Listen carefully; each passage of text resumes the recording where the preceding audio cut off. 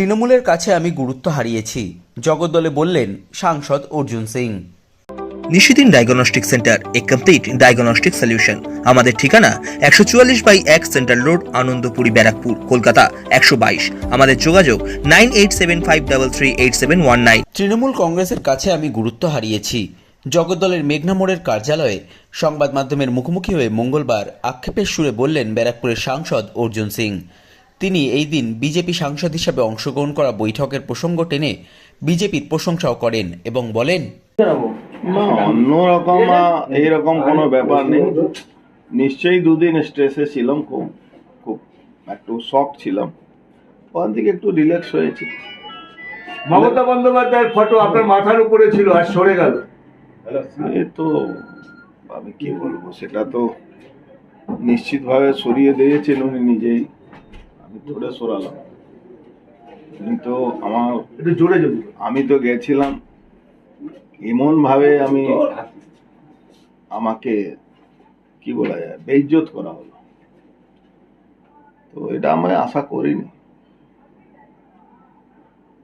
কি আমাকে এইভাবে বেইজ্জত করা হবে। আমি কি করেছিলাম? আমি তো বলেছিলাম ব্যারাকপুরকে চুজ করেছিলাম। এখানকার মানুষ আমাকে ভোট দিয়ে জিতিয়েছিল, আমি ব্যারাকপুরই শুধু চেয়েছিলাম, কারণ ব্যারাকপুরের মানুষকে আমি চিনি, ব্যারাকপুরের মানুষ আমাকে চিনি। আজকে হঠাৎ আপনি বলে দেবেন কি আমি অমুক জায়গা যাব, তমুক জায়গা যাব, তারপরে এই সবটাই একটা মনে হলো কি একটা পুরোপুরি প্ল্যান ওয়েতে আমাকে ডিপ্রাইভ করে দেওয়া হলো, প্ল্যান ওয়েতে। দুদিন ধরে খুব শকটে ছিলাম, আজকে একটু ঘুমিয়েছি, ঠিকঠাক করব, কি করতে হবে না করতে কি হবে। সিদ্ধান্ত নিচ্ছেন? বিজেপিতে যাচ্ছেন? মানে এই মুহূর্তে সিদ্ধান্তর কথা আমি নিশ্চিতভাবে আপনাদেরকে কোনো সিদ্ধান্ত নিলে জানাবো। এই মুহূর্তে আমি কোনো সিদ্ধান্ত কথা বলতে পারবো না। তো একটা জিনিস আছে কি, এখানে মনে হচ্ছে আমার প্রয়োজন নেই, যেভাবে আমাকে ছুড়ে ফেলে দেওয়া হলো, আমার প্রয়োজনীয়তাটা কমে গেছে। তৃণমূলে আছেন না নেই? তৃণমূলে আছেন না নেই? তৃণমূলে যদি মানে একে যদি থাকা বলা যায় তো সেটা আপনাদের ব্যাপার। তাহলে কি নেই? বিজেপি থেকে প্রস্তাব এসছে কোনো? থাকা আছি কি না আছি সেটা তো আমি বললাম না, কিন্তু আপনি যেটা বললেন আমি সেটাই বলছি কি আমাকে দেখে মনে হচ্ছে কি এখন আমি কোথায় আছি না আছি। বলছি 29টা থেকে 30টা, তাহলে কি আপনি তৃণমূলে নেই এখন বলতে পারি আমরা? না, সে কথাটা আমি এখন বলতে পারছি না, কিন্তু তৃণমূলের কাছে আমি আনওয়ান্টেড হয়ে গেছি, এটা মনে করছি আর তার প্রমাণও পেয়ে গেছি কি আমি আনওয়ান্টেড আছি। কিন্তু আমি ব্যারাকপুরের মানুষের কাছে ওয়ান্টেড আছি। আমার ব্যারাকপুরের মানুষ আমাকে আশীর্বাদ দিয়েছিল, আশীর্বাদ আছে।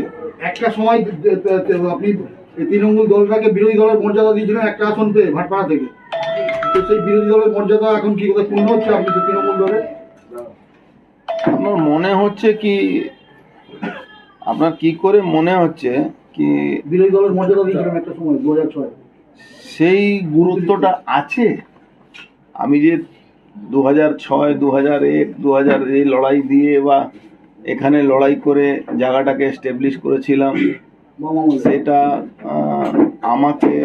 আমার সেই গুরুত্বটা আছে।